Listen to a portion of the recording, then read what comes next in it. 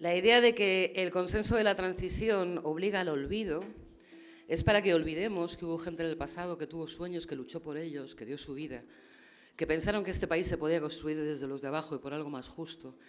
Y es eso lo que nos debe a nosotros entender y dar ánimos para diseñar un futuro. Es decir, es muy difícil entender o diseñar el futuro de tu país si no conoces el pasado, o es peor todavía, o si crees que el pasado fue otro, que es lo que creo que pretende la derecha, el neoliberalismo, con su narrativa de que no hubo un pasado solamente de víctimas inocentes frente a dictaduras de las que ellos no se reconocen. No es verdad. Y como no es verdad, por eso esos actos son muy importantes, pero no solo para hablar del pasado, sino es que lo hacemos y recuperamos la memoria para diseñar el futuro de nuestro país. Y por eso esta mesa va de futuro. Y va de relacionar el por qué tenemos que hablar de nuestra memoria y de nuestra memoria democrática y relacionarlo con lo que queremos para nuestro país. Y por eso hemos invitado entre ellos y para empezar, a Rafa Escudero, que está aquí a mi izquierda, ultraizquierda, aunque no lo parezca. Rafa es profesor titular de Filosofía del Derecho de la Universidad Complutense de Madrid y como persona comprometida ha abandonado temporalmente su trabajo para diseñar el Plan de Derechos Humanos del Ayuntamiento de Madrid. Porque es una persona que ha trabajado mucho los temas de memoria, de derechos humanos y de proyección de proceso constituyente en nuestro país desde el conocimiento profundo de las leyes y de las constituciones. Tiene, de hecho, un par de libros dedicados a esto, ¿no? Y por eso le queremos dar la palabra en primer lugar y yo les pido un aplauso para nuestro profesor que nos va a hablar sobre proceso constituyente y memoria.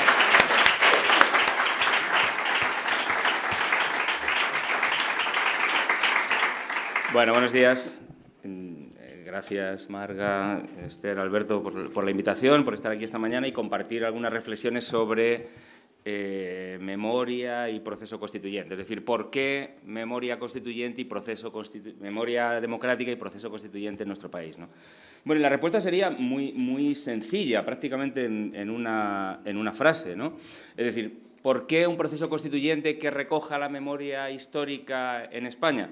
La frase sería porque yo no quiero que nuestras hijas y hijos vivan en un país donde sujetos como Billy el Niño se pasean impunemente por las calles de nuestros barrios, ¿no? La respuesta sería esta. Pero bueno, como tengo que rellenar 15 minutos, voy a intentar hacer una explicación teórica de por qué creo que esto es así, ¿no? Bueno, ¿qué es recuperar la memoria? ¿Por qué hablamos de memoria y no hablamos de historia, dado que estamos hablando de hechos que ocurrieron en el pasado, ¿no? Bueno, recuperar la memoria es sacar a la luz un pasado que quedó oculto en la historia oficial. Alejandro hablaba esta mañana antes de la historia oficial, ¿no? Es decir, es sacar a la luz las historias de los vencidos, de los derrotados, de las víctimas. En definitiva, ¿no? Y por eso no es de extrañar que los autores que más hayan trabajado el concepto de memoria histórica, sean precisamente ellos mismos víctimas, ¿no? Muchos de ellos marxistas, judíos, marxistas heterodoxos. El caso más claro es el de Walter Benjamin, ¿no? Que es precisamente uno de los que definen el concepto de memoria, ¿no? Walter Benjamin era un judío marxista heterodoxo que, huyendo de la Alemania nazi, pasó por Francia y se acabó suicidándose en Portbou, en Girona, en el año 40, perseguido, asediado por la Gestapo y por la policía política franquista española, que por supuesto apoyaba a la Gestapo, como sabemos, en todo ese proceso histórico, ¿no? Benjamin decía que la memoria es algo así como sacar a la luz las historias de aquellos que nunca estuvieran en las páginas de los libros de historia. Es bastante significativa esta y es plenamente aplicable a nuestro caso, ¿no? a la experiencia española, ¿no? Bueno, ¿y cómo traducimos jurídicamente esta demanda de memoria, ¿no? De reivindicar, recuperar la memoria? Bueno, pues construyendo un derecho que está ya muy avanzado desde el punto de vista legal, desde el punto de vista normativo, desde el punto de vista teórico, que es el derecho a la memoria. Es decir, tenemos un derecho a la memoria. Otra cosa es que se esté cumpliendo o no, pero en principio podemos extraer la existencia de un derecho a la memoria. Un derecho a la memoria que tendría como dos dimensiones, no excluyentes, sino complementarias, ¿no? Una primera dimensión que afectaría a las víctimas de graves violaciones de derechos humanos, de crímenes, lo que hoy llamamos crímenes contra la humanidad, y una segunda dimensión más colectiva que afectaría a toda la ciudadanía, a la concepción política que está detrás de una sociedad, ¿no? Paso brevemente por encima de ellas, ¿no? La dimensión individual de la memoria es las víctimas de graves violaciones de derechos humanos tienen derecho a la verdad, la justicia y la reparación. con todas esas medidas que que ya conocemos, afortunadamente, tenemos bien estudiadas, bien trabajadas y que las conocemos, ¿no? Derecho a un proceso, a que los crímenes sean juzgados y, en su caso, los culpables sean condenados, derecho a conocer lo sucedido y derecho a medidas de reparación económicas, morales, etc. Derecho que tienen las víctimas. Y las víctimas, esto es importante también que lo tengamos en cuenta, sobre todo aquellos que acusan que la memoria es una cuestión del pasado. No, las víctimas no solo son estas compañeras y compañeros que están aquí, sino que las víctimas son también todos sus familiares. Es decir, las víctimas están aquí delante. ¿Bien? Está consolidado en el derecho internacional que por lo menos las 3 generaciones posteriores a las personas cuyos derechos fueron directamente vinculados, son también víctimas de graves violaciones de derechos humanos. Por tanto, en tanto exista una persona de ellas, la memoria nunca será una cuestión de pasado, sino una cuestión de presente, ¿no? Y, bueno, ¿qué es lo que ha sucedido en España? Bueno, entonces, digamos, las sociedades, de acuerdo con el derecho internacional, los compromisos internacionales adquiridos, en el caso español, por supuesto, tienen la obligación de satisfacer estos derechos, englobado bajo la idea de derecho a la memoria, de las víctimas. ¿Bien? Bueno, ¿qué sucedió en España? Lo conocemos. Lo que sucede en España es que la interpretación hegemónica de la transición, la que se plasma no solo en el relato, sino también en las instituciones y en la Constitución del 78, esa interpretación hegemónica se basa en 2 grandes elementos, diríamos, en el olvido y en la equidistancia. El olvido, bueno, la idea de hacer tabla rasa, hagamos tabla rasa del pasado, para sanar las heridas es mejor que las ocultemos, que hagamos como si no existen, configuremos una sociedad democrática y ya llegará el momento de, en su caso, reparar y acordarnos de las víctimas del golpe de Estado y de la represión franquista, ¿no? Bueno, este olvido se traduce jurídicamente en la ley de amnistía, ¿bien? O mejor dicho, en una interpretación de la ley de amnistía. Esto es importante que lo tengamos en cuenta. Luego vuelvo sobre esta idea, ¿vale? Sobre la idea de la ley de amnistía y la interpretación hegemónica de la ley de amnistía. Y la segunda base ideológica fuerte de la transición y de la Constitución del 78 es la equidistancia, es decir, la idea de los 2 bandos. De los 2 bandos, las 2 partes fueron malas, en una guerra siempre se cometen barbaridades, las 2 partes cometieron barbaridades, hay represión franquista, pero también hay represión roja. Y eso hace que la Constitución del 78 no tenga ninguna referencia a la Constitución del 31, ni en su articulado, ni en su bases, en su preámbulo, exposición de motivos, etcétera, etcétera. ¿No? ¿Por qué? Porque, bueno, la Constitución del 78 se basa ¿en qué? En la transición. Y la transición se basa en el olvido y en la equidistancia. Bueno, jurídicamente esto se plasma, como os decía, en la ley de amnistía. Bueno, la ley de amnistía no nace, y eso lo sabéis, las personas que estáis aquí delante y que luchasteis por la ley de amnistía no nace como un instrumento de impunidad para los crímenes del franquismo. Por supuesto que no. Esto es una barbaridad pensar que esto fuera así, hasta el punto de que la propia Alianza Popular, el señor Fraga, se opone a la amnistía. Finalmente se abstienen en la votación, pero se opone a la amnistía. La amnistía nace, lo explicaba Esther esta mañana muy bien, no es necesario que insista en ello, la amnistía nace para amnistiar ¿qué? Los delitos políticos, lo que la dictadura consideraba delitos, como es la libertad de manifestación, creación de partidos políticos, sindicatos, huelgas, etcétera, etcétera. Y como mucho, esa última pieza, que es la ley de amnistía del 77, para quien está pensada, es para ETA. Para quien está pensada es para ETA. Para que los últimos, digamos, o lo que se pensaba entonces, que eran los últimos sectores de ETA, se disolvieran, cosa que no se produjo. Pero estaba pensado para ello. ¿Qué sucede? Lo que sucede es que hay un momento final en la tramitación del texto en el que la UCD mete de tapadillo una enmienda. Mete de tapadillo una enmienda donde dice, y el artículo 2EF, donde dice, y además quedan amnistiados los funcionarios, agentes del orden público, etcétera, que cometieran violaciones a los derechos humanos en la persecución de los delitos políticos. Es decir, eso estaba pensado para Billy el Niño, pero para nada estaba pensada para toda la represión franquista. ¿Qué ha sucedido? Y esto es importante que lo tengamos en cuenta. Lo que sucede es que en el mundo jurídico en el mundo doctrinal, en los autores, en los tribunales, se ha extendido la idea de que la ley de amnistía actúa como ley de impunidad. Y esto lo ha dicho el Tribunal Supremo, en la famosa sentencia del año 2012. El Tribunal Supremo lo dice claramente. Entonces, por eso, aunque solo sea por eso, necesitamos derogar la ley de amnistía. Necesitamos derogar la ley de amnistía. ¿Por qué? Porque los efectos para los que nació, es decir, para nuestra gente, esos efectos ya se han producido. Y ya está. Ya la ley de amnistía no añade nada.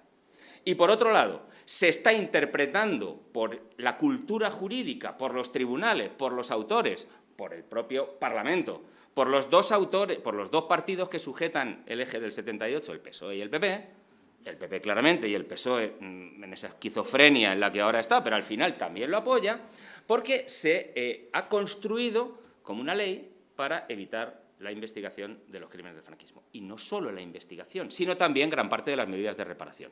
Aunque solo sea por eso, necesitamos derogar la ley. Yo creo que esas serían un poco las razones por las cuales derogar la ley de amnistía. Pero os decía también, el derecho a la memoria tiene una dimensión individual que tiene que ver con la reparación de las víctimas, pero también tiene una dimensión colectiva, que tiene que ver con qué relato queremos que conforme la base ideológica de nuestra sociedad. Es decir, qué relato queremos que los ciudadanos del futuro, en ese nuevo país en el que estamos por construir, en qué relato queremos que basen su sistema jurídico y político.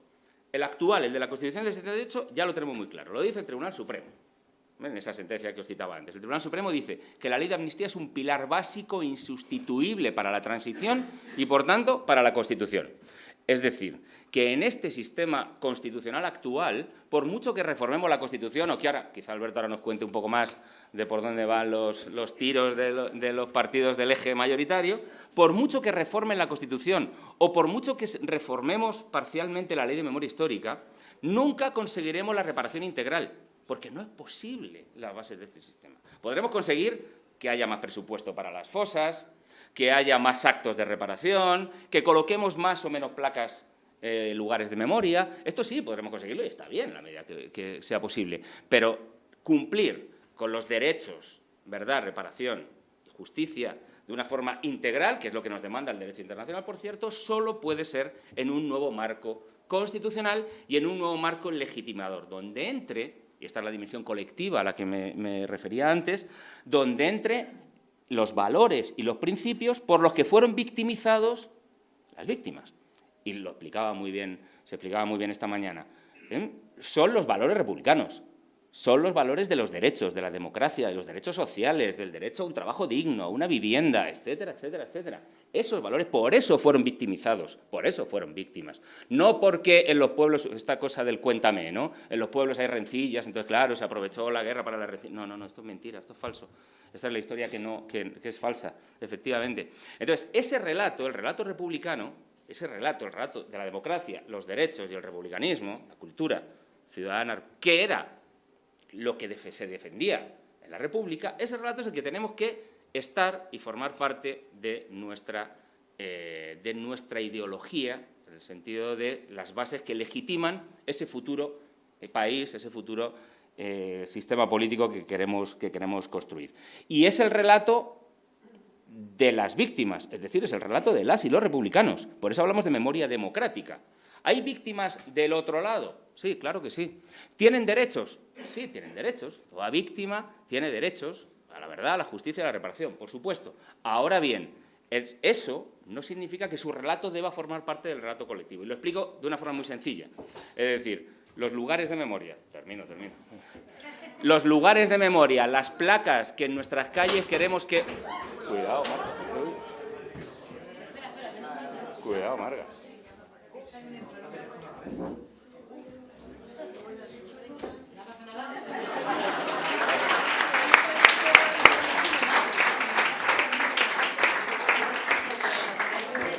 ¡Qué susto! Ha sido al hablar de placas y calles, que nos volvemos todos, ¿verdad? Julián me mira y tal. Es decir, esas placas de memoria, ya sé lo que nos faltan muchas, esas placas de memoria solo deberían ser, en la lógica de la memoria democrática, solo deberían ser para las víctimas republicanas. Solo deberían ser para las víctimas republicanas. Si queréis, esto luego lo podemos introducir. Termino. Dimensión que tiene que ver con las víctimas, dimensión colectiva, con el relato que nosotros construir, que sujete un nuevo sistema constitucional, porque en la reparación y la memoria no tiene cabida. No tiene cabida. Y esto solo era para contaros que la idea es evitar que un sujeto como Billy el Niño se pase impunemente encima por las calles de Chamberí, de nuestro barrio, que es donde vive, ¿no? Gracias.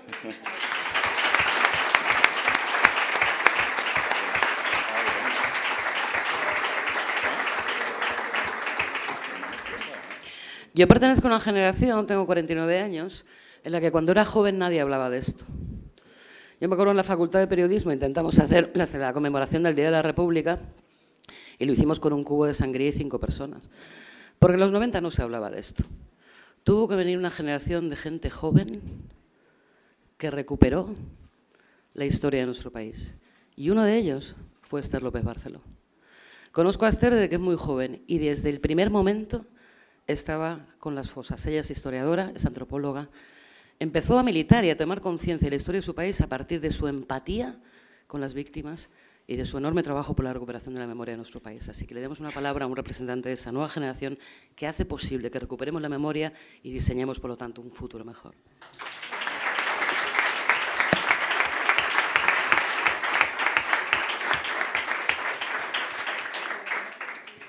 Ay, no hay nada como que te quieran las amigas, es fantástico.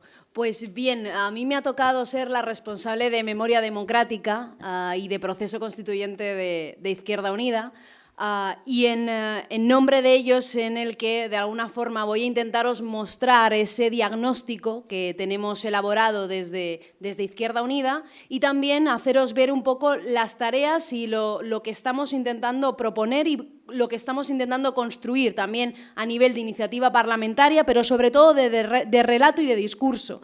Por supuesto, añadiendo a lo que ha dicho Rafa, que lo que ha dicho Rafa realmente es la base y es la esencia de nuestro discurso y de nuestra elaboración programática.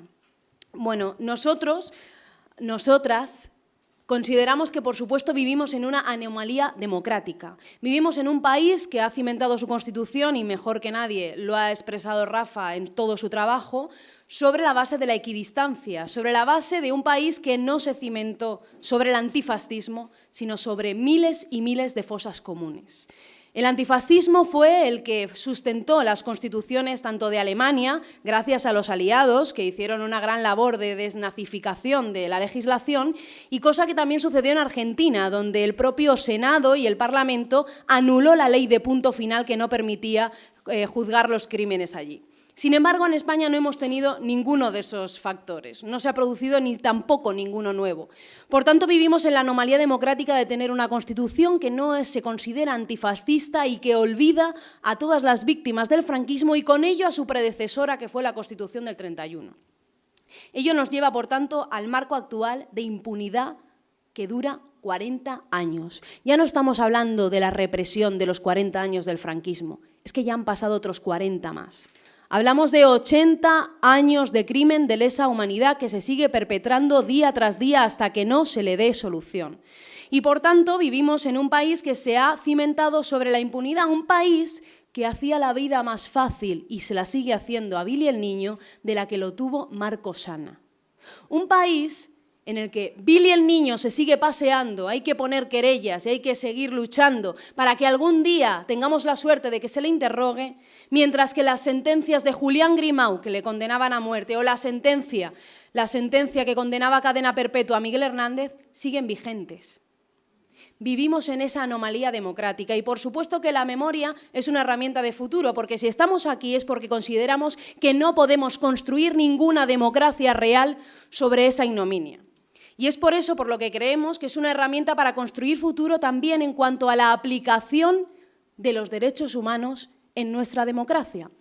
Mientras Mariano Rajoy, mientras todos los gobiernos que se sucedan no hagan caso de lo que Naciones Unidas considera que debe hacer en sus recomendaciones, año tras año el relator de las Naciones Unidas en materia de derechos humanos nos dice que al ser el segundo país en número de desaparecidos forzados es urgente y necesario que demos cumplimiento, entre otras cosas, a la derogación de la ley de amnistía y, por supuesto, entre otras, a que acabe ese monumento a la ignominia por antonomasia que es el Valle de los Caídos, que deje de ser lo que es para que pase a ser otra cosa, para que se resignifique y para que hablemos de un memorial como ocurre en Alemania y como ocurre en tantos países de alguna forma civilizados. Pues bien, nosotros consideramos, por tanto, que la Ley de Memoria Histórica no garantizó la verdad, la justicia y la reparación. Y no lo hizo, entre otras cosas, porque al hablar de las sentencias franquistas, en vez de utilizar el término de nulidad de ellas, habló de ilegitimidad. Y el concepto de ilegitimidad, tal y como ha comentado Rafa, es un concepto que no tiene consecuencias legales, es decir, es un concepto moral. Bien, son ilegítimas, nos alegramos. Ilegales pueden empezar a serlo en algún momento. Por tanto, nosotros consideramos que en el marco de un país que tiene más de 200.000 fosas como mínimo, partiendo de lo que comentaba antes Juan Miguel Vaquero, de esa investigación de la Audiencia Nacional del caso Garzón, partiendo de ello, consideramos que como mínimo hay en torno a 200.000 fosas comunes que si son exhumadas es gracias a organizaciones altruistas, es gracias a asociaciones a través de subvenciones y, por tanto, con ello, y por supuesto que es muchísimo y se debe de seguir haciendo, pero con ello somos conscientes de que mientras la Administración no sea la garante de todos esos procesos, estaremos en parte y, por supuesto, muy reducidamente cada vez más gracias a los buenos trabajos que hacen las administraciones a través de asociaciones con personal especializado, pero estamos contribuyendo a borrar las huellas del crimen si no existe una investigación judicial al respecto.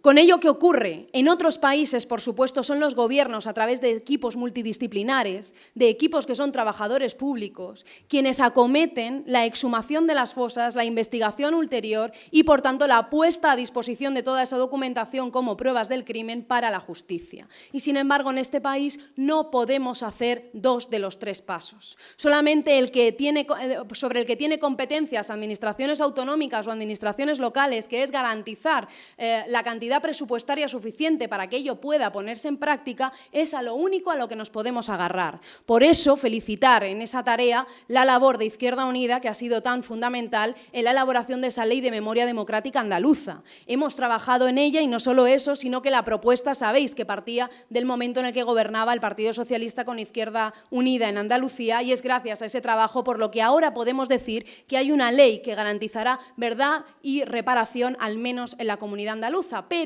somos conscientes, por supuesto, de que sin una ley estatal todo eso quedará, por supuesto, reducido a una limitación muy expresa.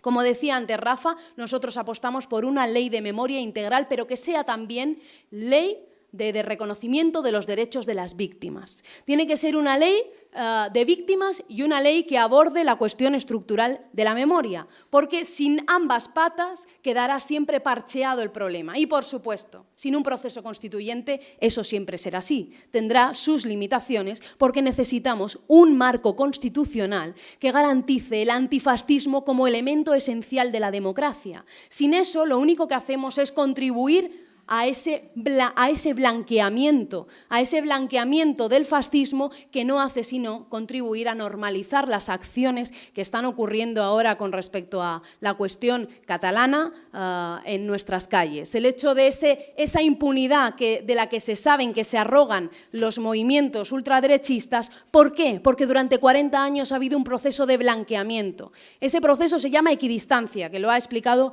también antes muy bien mi compañero Rafa. ¿Qué significa equidistancia? Significa negar la reivindicación de los derechos y de negar la reivindicación del republicanismo como elemento antifascista y como elemento democrático. Es decir, al obviar al franquismo en la Constitución española, también se tuvo que obviar el republicanismo como un elemento democratizador, y de ello no es mayor muestra que en las primeras elecciones democráticas no pudieron presentarse aquellos partidos que no renunciaran al republicanismo, al menos incluso en su propia denominación. Eso pasó con Esquerra Republicana, por ejemplo. Sin embargo, Falange se pudo presentar sin ningún tipo de problema. Pues bien, ante esto, ¿qué estamos haciendo? Lo que estamos haciendo es, como decía, trabajar en el sentido de leyes de memoria democrática en las comunidades autónomas. Por otra parte, en Cataluña se ha logrado a través de un decreto el anular las sentencias franquistas. Eso también debería de ocurrir a nivel estatal, por supuesto. Como decía antes, es increíble que en pleno siglo XXI la sentencia condenatoria de Miguel Hernández siga siendo vigente. Y no solo eso, sigan considerados como bandoleros quienes lucharon en la guerrilla en el monte durante años y dieron su vida para defender la democracia.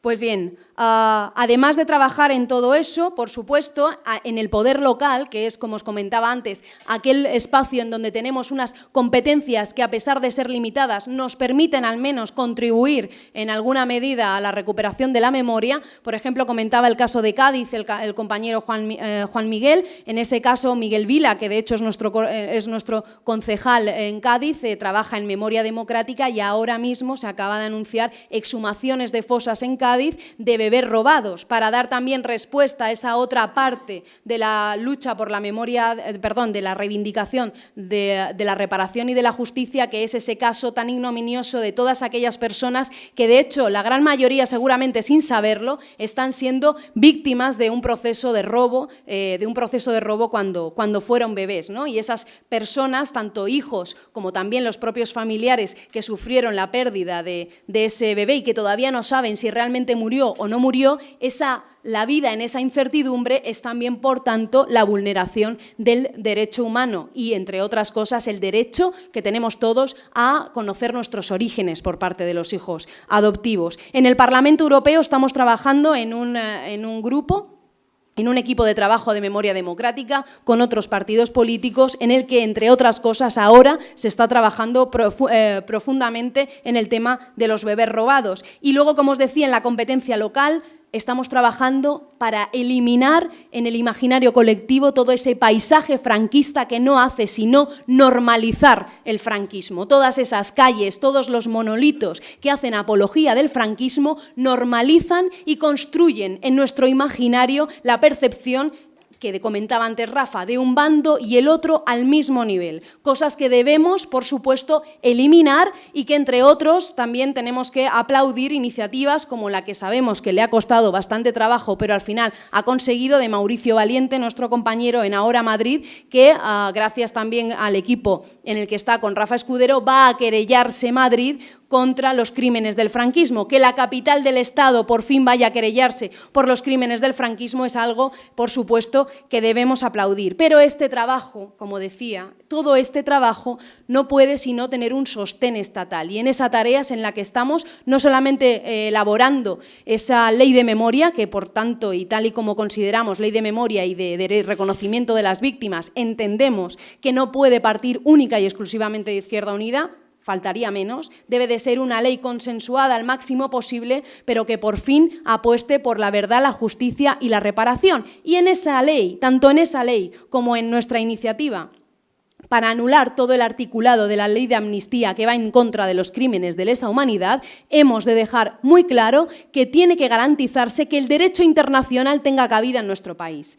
Es increíble que el derecho internacional sustentado en convenciones como la Convención contra por la persecución, la Convención por la persecución de las desapariciones forzosas y la persecución, por tanto, de los crímenes de lesa humanidad, es increíble que no tenga cabida esa aplicación en nuestro país. Y esa es una de las cuestiones fundamentales por la que estamos trabajando, para que por fin se consiga que no tenga que ser la justicia argentina la que, por ejemplo, y yo creo que con esta imagen termino y es de las más simbólicas y que representan muy bien la impunidad que vivimos, el gobierno prefiere a los demócratas en las cunetas y a Franco en un mausoleo.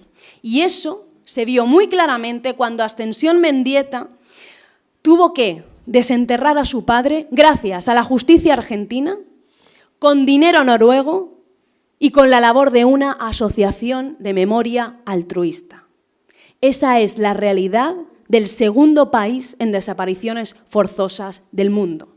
Y esa es la realidad de un país del que nos habían contado que hubo una transición modélica que hizo que pasáramos a una democracia real. Después de 40 años de impunidad, creo, y después de todos estos hechos, que qué duda cabe, tenemos que seguir trabajando y hacerlo con convicción para frenar a esta ultraderecha que se cree todavía impune, porque legalmente se ha demostrado que muchos de sus referentes lo son. Tenemos que acabar por fin con 40 años de impunidad y es hora de aplicar los derechos humanos. Gracias.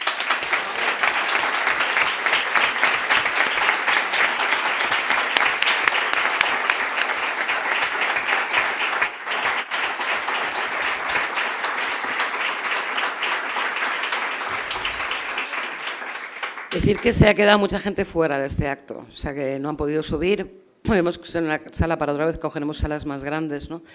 Y como anécdota de la mañana diré que cuando estaba negociando con las personas trabajadores del círculo que no querían que subiera más gente porque estaba esto lleno, uno de ellos se me acerca diciendo: si no tengo nada contra el acto, si mi abuelo lo amenazaron de muerte los nacionales. Quiero decir que hables con quien hables, cuando destapas el velo salen por todas partes ese tipo de historias. Es un ejemplo más de lo generalizado que está esto. Bueno, Alberto Garzón, supongo que le conocéis.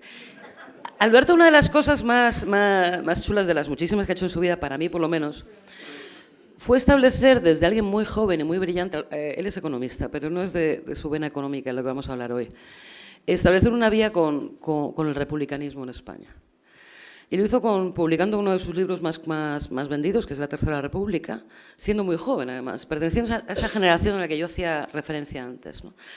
Pero de una manera en la que además yo creo que él no solo comparte lo que hemos hablado esta mañana, sino que además hace un hilo histórico, un hilo rojo, con los valores de gente que defendieron en ese momento España. De hecho, su último libro que acaba de salir, que es este, El por qué soy comunista, tiene una dedicatoria preciosa que yo la voy a leer porque creo que viene muy a cuento de lo que hoy estamos hablando. El libro que Alberto Garzón acaba de escribir y está en las novelas está dedicado para Marcos Ana, cuyo ejemplo de vida me inspira, y para Julio Anguita, porque eran gigantes, no molinos.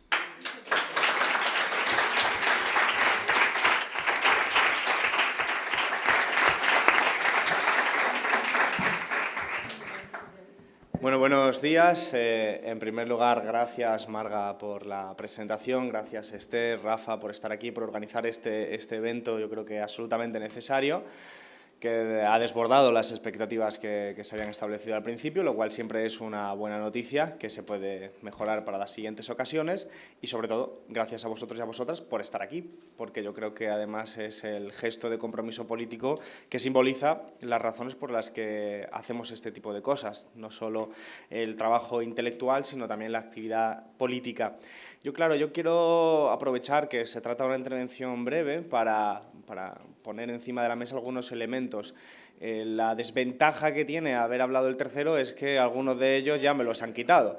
Entonces, tanto Rafa como Esther han hecho de forma, yo creo que brillante, una exposición simplificada y resumida de una síntesis de las razones por las que nos indignan que nuestro Estado y nuestro estado de las cosas, no el Estado jurídico, sino el momento político en el que vivimos, sea incapaz de reconocer una parte de su historia, que es la parte más hermosa, que es la parte de quienes lucharon por la democracia y de quienes no han sido atendidos adecuadamente a los derechos fundamentales como nosotros creemos que debería haber sido. Por lo tanto, voy a tratar de hacer un enfoque distinto, complementario, que sin embargo va a tener elementos de frontera con los elementos que ha dicho tanto Rafa como Esther. En primer lugar, me gustaría comenzar, además voy a tirar del hilo que ha dicho Rafa, ¿no? Me ha sugerido, ha dicho, a ver, ¿qué hablamos de lo que va a pasar, ¿no? Bueno, yo no tengo la bola de cristal, eso tenéis que tenerlo presente, pero sí tengo alguna sospecha de por dónde van los tiros. Y creo que en primer lugar tenemos que empezar recordando una cosa que es bastante obvia, que es que las constituciones son hijas de su tiempo y son hijas también de una correlación de fuerzas en un momento histórico determinado. Eso explica en gran medida, no de forma total, pero sí en gran medida, por qué la Constitución del 78 en España es la que es y por qué se diferencia tanto de la Constitución de Portugal. Es decir, la correlación de fuerzas en el Estado español fue tal, en nuestro país, que la Constitución del 78 no es de ruptura con el régimen anterior. Es una Constitución en la que es el resultado de una izquierda que ha hecho todo lo posible, pero no ha conseguido ganar. No ha conseguido ganar, no ha conseguido que el dictador no muriera en su cama, no ha conseguido derribar al régimen franquista como se hubiera pretendido y como además se esperaba desde las principales organizaciones antifranquistas desde hace mucho tiempo, pero sí que ha conseguido tomar determinadas posiciones que tienen su reflejo positivo también en la Constitución del 78. Es decir, la Constitución del 78, por decirlo de alguna forma, es una Constitución contradictoria. Es una Constitución contradictoria porque preserva determinados rasgos fundamentales para la derecha franquista y al mismo tiempo toma posiciones también una izquierda en términos sobre todo de derechos sociales, que luego otra cuestión es si se cumplen o no se cumplen, pero ahí lo situamos, aparecen determinados artículos que son claramente victorias de una clase obrera que sin embargo no puede ir más allá porque no ha ganado al régimen franquista. Y luego tenemos la comparación con procesos como el portugués, que es muy evidente, ¿no? El proceso portugués sí es una ruptura con el régimen dictatorial anterior y es una constitución, no la actual está modificada en más de 5 ocasiones, precisamente, por cierto, para quien le interese, para adaptarse a la arquitectura institucional europea, pero su constitución es una constitución no solo de izquierda, sino que en su preámbulo original llama a la construcción de un Estado socialista directamente, porque sí es el resultado de una correlación de fuerzas donde la izquierda sí ha conseguido determinados objetivos. Pero claro, las constituciones también dependen no de lo que está escrito, sino de sus interpretaciones por los órganos adecuados, en este caso el Tribunal Constitucional, la Judicatura y demás. Y eso introduce un sesgo adicional, y es que la propia Judicatura tampoco rompe con la dictadura de la forma que se hubiera roto en cualquier otro país que efectivamente, como decía Esther, rompen con el fascismo, ¿no? La Italia o la Alemania de posguerra rompen con el fascismo y a nadie se le ocurriría mantener a los mismos jueces, la misma cultura de los jueces que existía en el régimen anterior. Esto, sin embargo, sí sucede en el caso español y, por lo tanto, las interpretaciones de la Constitución del 78 también están sesgadas por la derecha. Podríamos tener opciones alternativas y, de hecho, no solo dependen, para que lo entendamos, del sujeto que interpreta, sino también del clima en el que interpreta. Y esto es muy importante porque la Constitución española también es contradictoria en otro elemento añadido, y es que la Constitución española intenta construir un estado del bienestar en el momento histórico en el que este proceso está en retirada en el resto de Europa. Es decir, en el momento en el que ya está ganando Margaret Thatcher, Ronald Reagan, el neoliberalismo en todas partes de las economías desarrolladas, en España se pone en marcha una Constitución a trancas y barrancas, como podríamos decir, pero que intenta construir un estado del bienestar, justo en un contexto internacional donde la línea ya es la contraria, es la de las privatizaciones, es la de la desregulación, es la de desmantelar el estado del bienestar que sí se había construido en otras partes. Este elemento contradictorio nos lleva, por ejemplo, a poder elogiar determinados artículos de la Constitución, como es el 128, que es un artículo prácticamente socialista, es decir, de hecho, es una tradición en la que se inserta muy evidente, y es que la propiedad privada tiene sentido solo y cuando no perjudica el interés general. Esto es claramente poco liberal, para entendernos, y está en nuestra Constitución, pero las interpretaciones que se han ido haciendo en la Constitución, el clima en el que se ha movido y la jerarquía de la propia Constitución, que establece que hay otra serie de artículos que tienen preferencia sobre los sociales, pues nos lleva a una Constitución que se traduce en lo que hoy tenemos encima de la mesa. ¿Qué es lo que tenemos encima de la mesa? Lo que Vázquez Montalbán llamaba la correlación de debilidades. La izquierda no pudo conseguir sus objetivos, avanzó, tomó posiciones, pero no pudo conseguir sus objetivos. ¿Cuál es el error que nosotros hemos señalado que cometió el principal actor de ese momento, que es mi partido, el Partido Comunista de España? Racionalizar aquella derrota y, en vez de reconocerla como tal, racionalizarla y pretender que era lo que se buscaba, y pretender que esa Constitución del 78, que tiene tantas contradicciones y que es el resultado de una derrota parcial y de una victoria parcial, era en realidad el deseo original de los comunistas en ese momento. De tal forma que Carrillo al final acaba diciendo algo así como: esta Constitución del 78 abre el camino al socialismo, que es claramente la definición ingenua pero racionalizada de un momento político. Pero hay que hilar muy fino, porque esto no es, lo que yo estoy diciendo no es una crítica a los sujetos que participaron en la transición, ni es una crítica, todo lo contrario. Sin esa lucha del movimiento obrero y del Partido Comunista en particular, nuestro país hoy sería mucho peor de lo que hoy es.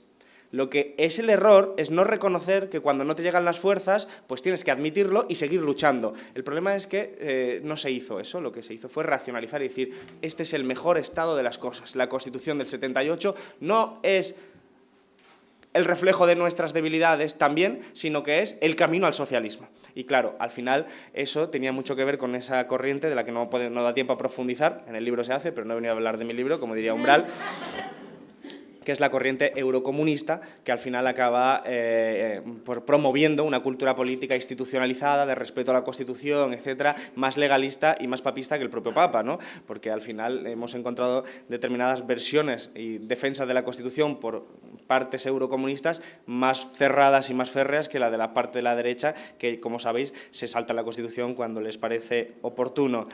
El segundo punto que quisiera reflejar es el que ha dicho Rafa, que lo ha dicho mucho mejor que lo que hubiera podido hacer yo, que es la transición refleja el espíritu de olvido y de equidistancia, que eso lo ha dicho él estupendamente. Yo gran parte de lo que he aprendido sobre esta cuestión lo hice leyendo su libro, el de la Constitución, una comparación entre la Constitución del 31 y del 78, un libro excepcional y que compara muy bien también los valores que están detrás de lo que es la Constitución meramente formal, ¿no? y el proceso que hay detrás y las diferencias que existen.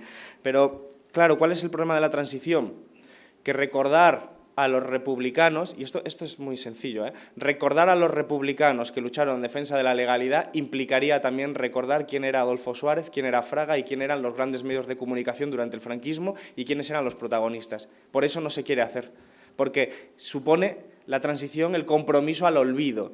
Pero ese olvido no solo es no reconocer a los que lucharon por la democracia, tanto en el franquismo como durante la Guerra Civil y anteriormente, sino que implica no reconocer que Suárez era el líder falangista, no reconocer que Fraga era responsable de muchas muertes, por no hablar de la censura y de las restricciones de libertades a todos los niveles, pero también implica, por cierto, no reconocer que gran parte de las oligarquías económicas que pululan ahora el IBEX 35 ya lo eran en el franquismo, que eran las que se hicieron de oro con la Guerra Civil porque son los que se quedaron con los recursos de los republicanos y de las organizaciones y de lo público, los que privatizaron y saquearon, esas grandes familias oligárquicas que se formaron al calor de la sangre de los republicanos y de los demócratas, son las mismas que dominan hoy. Y recordar eso también sería recordar que gran parte de los medios de comunicación de hoy en día, sus propietarios se hicieron su carrera periodística siendo publicistas del franquismo en las últimas épocas. Con nombres y apellidos, ¿eh? Y ahí que recuerdo, más bien, insisto en que la gente lea un libro ya clásico, recientemente reeditado, que es el del Precio de la Transición, que creo que es un ejemplo maravilloso, bastante anómalo, porque ya sabéis que las cosas críticas con la transición son bastante extrañas y ajenas, pero fundamental. Creo que es un libro que refleja muy bien ese juego de poderes, más allá de la lectura de la Constitución, ¿qué había detrás? ¿Cuáles son las bases sociales? Pues aquí hubo una transición política, pero no hubo una transición económica, ni hubo una transición de poder. En el sentido de transición entendida como cambio fundamental. Sí que hubo elecciones, cosa que no existían antes, sí que hubo permisividad con los partidos políticos, cosa que no habían antes, es decir, sí que hay una construcción democrática de las instituciones, pero lo que no hay es una reconstrucción del país sobre base democrática de elementos fundamentales del poder. Las grandes empresas del franquismo siguieron siendo las grandes empresas de la democracia, los negocios del franquismo, los negocios de la democracia, y algo relativamente llamativo en estos tiempos es la cultura clientelar y caciquista del franquismo sigue siendo la cultura posterior y que los actores son los mismos. Villar Mir ya estaba allí, Demetrio Carceler ya estaba allí, es decir, muchos de estos que ahora sus empresas las tienen sus hijos, porque no hay nada más dinástico que una empresa liberal española, son los protagonistas hoy en día de los casos de corrupción, pero porque la corrupción va en su cultura política del hacer las cosas. Es decir, rentismo, parasitismo dentro de una cultura que consiste en ir a la administración pública y decirle, a ver, si tú me das este concurso, ¿cuánto te tengo que poner yo? Prácticamente. Así funcionaba en el franquismo, así funciona hoy en día. Y es que los actores son exactamente los mismos en muchísimos casos. Y los nuevos actores se insertan en una cultura política en la que normalmente se dejan funcionar por imitación, para que nos entendamos. Tercer elemento, el proceso constituyente. ¿Por qué necesitamos un proceso constituyente? Porque, no nos llevemos a engaño, ya hay un proceso constituyente en marcha. Es decir, un proceso constituyente es el cambio de las instituciones para adaptarlas al contexto o la realidad social presente. Yo creo que ya hay uno en marcha, aunque no tenga todavía la forma clásica de unas elecciones constituyentes, porque las normas se pueden superar de varias formas. Por ejemplo, todo el proceso de construcción de la Unión Europea es en sí mismo un proceso constituyente. Es un proceso que destituye la preferencia de muchas normas nacionales en favor de normas supranacionales que carecen de la legitimidad que tendría cualquier constitución nacional, porque se hace en instancias indirectamente democráticas, cuando no directamente antidemocráticas. Caso del Banco Central Europeo, que contiene una gran capacidad de poder, de control de nuestras vidas sin que sea una institución democrática. Y eso no está recogido en la Constitución española, pero sí está recogido en la arquitectura institucional de la Unión Europea. Pero al mismo tiempo, cuando es necesario, por cuestiones de razones técnicas, se modifica la Constitución. Lo hemos visto en el artículo 135 y lo veremos posteriormente. Y son solo cambios para adaptarla a un contexto de necesidad fundamentalmente de actores concretos, como pueden ser las grandes empresas o como pueden ser, en este caso, los acreedores internacionales que presionaron al Gobierno de España para que, ante todo, salvaguardara la posibilidad de devolver la deuda por encima de cualquier otra consideración de carácter público, como podría ser pagar las pensiones, pagar la educación o la sanidad. Y accedieron como subalternos, como partido subalterno en ese momento, PP-PSOE, para hacerlo. Por cierto, se olvida mucho que también estaba Convergencia, pero que no lo pudo firmar porque Izquierda Unida, en ese momento con Gaspar Llamazares, el único diputado, hizo una treta, digamos, técnica para que no se pudiera votar, y Convergencia no pudo sumarse a la modificación del 135. Cuando la clase es lo que importa, pues evidentemente el dinero es lo que mueve también a algunos partidos que ahora parecen bastante distanciados. Pero, ¿hacia dónde vamos? ¿Vamos hacia una Constitución por arriba o por abajo? A un proceso constituyente, quiero decir. La propuesta que refleja el 135 es claramente un proceso constituyente dirigido por arriba, igual que la propia Unión Europea. Creo que este es el camino erróneo, este es el camino un poco que se vivió durante la propia transición, que, si os dais cuenta, es el propio relato, habla de la Constitución y de los padres de la Constitución. Ninguna madre, por cierto, siempre es una cuestión meramente masculina, en la que los padres negocian, y entre ellos también los representantes del Partido Comunista de España, ¿no?, renegocian en los despachos cómo llevar a cabo un marco sin la participación de la población. De la población de forma directa, quiero decir. Creo que esto es lo que se está buscando ahora, por ejemplo, con esa reforma de la Constitución que se pretende hacer en una comisión del Congreso. Es decir, un acuerdo entre PP y PSOE y Ciudadanos para... Bueno, Ciudadanos en realidad no quiere porque le parece que eso abre... Bueno, es que Ciudadanos está ya a la extrema derecha, pero le parece demasiado rojo abrir esa espita, ¿no? Pero PP y PSOE quieren abrir, en términos de procedimientos, un proceso que solo sea dirigido desde arriba, en una comisión que dure 6 meses, cuyos dirigentes políticos puedan pactar sin la participación de la propia ciudadanía. Obsérvese que esto es un poco también el estilo, los principios que emanan de la Constitución del 78. La Constitución del 78, a diferencia, por ejemplo, esto es uno de los elementos más diferenciadores de la del 31, la Constitución del 78 tiene una amplia desconfianza sobre la población.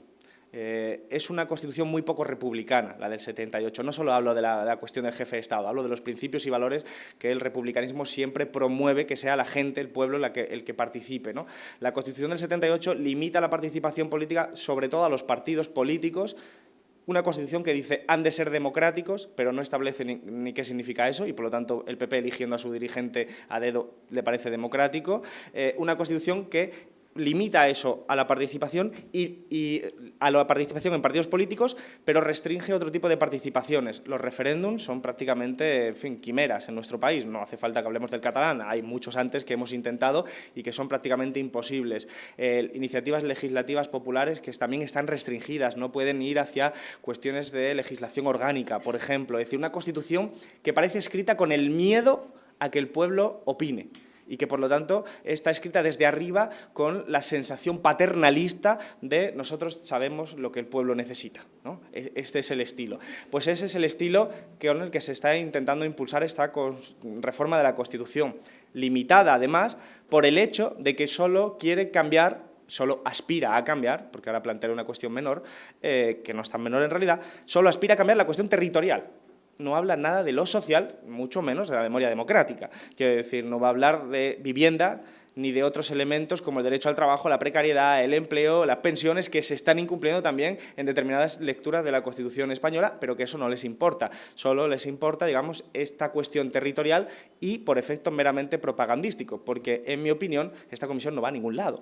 Esta comisión no va a ningún lado porque la reforma jurídica y formal de la Constitución requiere tal rigidez, se hizo así porque esa desconfianza con los cambios estaba también planteada formalmente. Cambiar la Constitución es verdaderamente difícil en nuestro país, requiere unos consensos extraordinariamente altos que es muy improbable que esta comisión pueda alcanzarlos con facilidad. Además, a diferencia de la vez que se cambió el artículo 135, la Constitución establece que si el 10% de los diputados quiere que los cambios de la Constitución se hagan por referéndum, se puede hacer. Eso no se pudo hacer en el artículo 135. Cualquier reforma de la Constitución que se plantea ahora tiene un grupo que se llama Unidos Podemos, que tiene de sobra diputados para mandarlo directamente a referéndum. Y no hay nada que le fastidie más al PP que un referéndum. Voy terminando ya con un elemento que yo creo que también es muy importante. Para completar, yo estoy dando aquí cosas para añadir las intervenciones de Esther y de Rafa. Y es la cuestión de la batalla cultural. Pues nosotros defendemos un proceso constituyente dirigido desde abajo.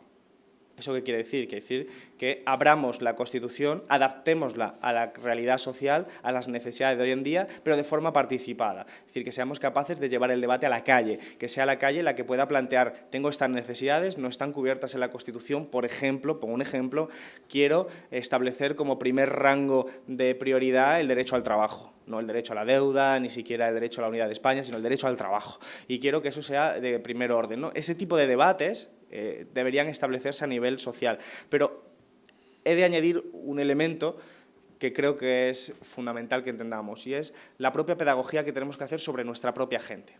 Es decir, las batallas políticas son también batallas culturales, se dan al mismo tiempo. Lo decía Marga en esta intervención, se trata de construir el relato, la narrativa, la memoria importa porque normalmente la historia está escrita por los vencedores. Y esto es especialmente perjudicial para la izquierda, porque solemos ser los derrotados. Y, evidentemente, el pueblo que no conoce su pasado está condenado a no poder construir su futuro. Y esto no es algo que solo se refiere a la Segunda República, para los que aquí es todo evidente, sino, por ejemplo, al calor del debate catalán, poca gente de izquierdas, poca gente en este país conoce los precedentes republicanos federales del movimiento obrero. Porque resulta que en el siglo XIX, Revolución la Gloriosa, 1868, impulsada no solo por la burguesía radical, sino por un incipiente movimiento obrero, muy influenciado por el anarquismo, que fue la primera corriente teórica del socialismo que entró en España, siempre fue el anarquismo mucho más fuerte que el comunismo en la entrada en nuestro país, tenía una concepción no solo de la autogestión, producto del anarquismo, sino absolutamente respetuosa con los diferentes pueblos de España, absolutamente convencida de la diversidad de nuestro país. Solo así, estudiando esta historia, podemos comprender por qué, por ejemplo, en las movilizaciones, insurrecciones populares del 68 y 69, en Cádiz, por ejemplo, un dirigente como Fermín Salvochea, gaditano, y que luego además fue alcalde de Cádiz, defendía allí, insisto, subrayo, en Cádiz, Andalucía, la República Federal. Y defendía la República Federal no solo en virtud de la defensa de un país que respetaba la diversidad, muy influenciado, por ejemplo, por un autor como Pi i Margall, que era catalán y era republicano federal, muy próximo en la frontera con el movimiento obrero incipiente, sino también porque la República Federal estaba dotada de una esperanza social. La República Federal significaba derecho de autodeterminación, respeto a los diferentes pueblos dentro de un país llamado España, pero asociado a vamos a acabar con las quintas, vamos a acabar con el impuesto de consumo, vamos a tener trabajo, vamos a mejorar nuestras condiciones de vida. Las clases populares andaluzas de finales del siglo XIX eran republicanas federales. y cuando no, eran directamente anarquistas o socialistas. ¿Qué ha pasado en nuestro país desde entonces para que veamos hoy un a por ellos en las calles de Andalucía, igual que de otras partes? Pues que la derecha fue capaz de contrarrestar todo eso con violencia. Desde Cánovas del Castillo hasta la dictadura de Primo de Rivera, pasando por Franco, persiguieron a los republicanos, a los socialistas, a los comunistas, pero no solo físicamente, que es a donde yo quiero llegar, no solo para meterlos en las cárceles o matarlos, sino para acabar su relato, para agotar su capacidad de contar la historia. Que esto es lo importante, porque 40 años de dictadura han dejado, desde luego, muy cercenada el pasado, el hilo rojo de la historia, que nos recuerda que nosotros no éramos los que defendíamos la unidad sacrosanta de España, sino que defendíamos un país donde cabíamos todo de forma diversa en defensa del trabajo, de la lucha contra la desigualdad, de la lucha contra el empobrecimiento. Eso era la izquierda del movimiento obrero en nuestro país. Evidentemente hay muchos más matices, ¿no? Pero esta serie de cuestiones pues están fuera porque la transición nos ha hecho no solo no hablar de la República, sino no hablar de nada que tuviera que ver con el pasado. Entonces, el hilo republicano en nuestro país es muy débil porque las instituciones, evidentemente, lo han combatido. No digo que no lo hayan puesto, es que lo han combatido. De hecho, la propia lectura de la transición nos lleva a eso. Termino con esta idea. Creo que eso nos corresponde a la izquierda. Lo digo honestamente. Creo que está bien que nosotros le pidamos al Estado que, en fin, que por ejemplo en los institutos se estudie esto, pero mientras no se hace lo tenemos que hacer las organizaciones políticas. Y del Estado, de momento, no parece razonable que vayamos a esperar de forma no ingenua que de repente los planes de estudios incluyan el recuerdo de quién era Fermín Salvochá y cómo luchó contra Cánovas del Castillo. Cánovas del Castillo tiene un montón de monumentos a su instancia, ¿no? Y era el primero que ilegalizaba a los movimientos obreros y el primero que mandaba a matar a la gente. Es decir, que al final la historia la escriben, insisto, los vencedores. Y en nuestro país, pues normalmente los vencedores son la reacción que ahora tienen PP y Ciudadanos. Las organizaciones de izquierda debemos recuperar eso y ahí, al terminar, lo hilo con el inicio. La organización a la que yo pertenezco falló en esto, porque al asumir la historia de la transición también dejó de hacer este tipo de pedagogía, porque estaba como mal visto, porque se había interiorizado el discurso de no hablemos de lo que es el pasado y, salvo en determinados círculos y sobre todo la militancia de base, pues no se había hecho este tipo de formación política. Que la formación política no es solo presentarnos a las elecciones y aprender a hacer discursos en televisión. La formación política es saber de dónde venimos para entender hacia dónde vamos. Por lo tanto, creo que estamos ahora en condiciones, en un momento histórico, de... Madre mía, lo me he pasado de tiempo. En un momento histórico adecuado para proponer una propuesta de país en positivo, republicano, socialista, con una buena base, fundamentación de lo que ha sido la historia, un relato, por decirlo en términos más modernos, que yo creo que está extraordinariamente fundamentado en lo que se han dicho en estas sesiones, que recupere la dignidad de los que lucharon, pero que nos permita construir el futuro. Y creo que esto es la tarea principal que nos corresponde y por eso quiero terminar agradeciéndoselo a Esther por el trabajo que están haciendo, a Esther y a Rafa, fundamentalmente por el trabajo que están haciendo en la responsabilidad de memoria, porque memoria es esto también. No solo, digamos, determinados actos o iniciativas parlamentarias, sino el poder mostrar a la gente que hay otra historia, que no es la historia de la sacrosanta unidad de España, que hay una historia que tiene que ver con las clases populares que pensaban que se podía construir una sociedad más justa y a ellos tenemos que recuperarlos porque creo que en su momento estaban en lo cierto y nosotros también estamos en lo cierto. Muchísimas gracias.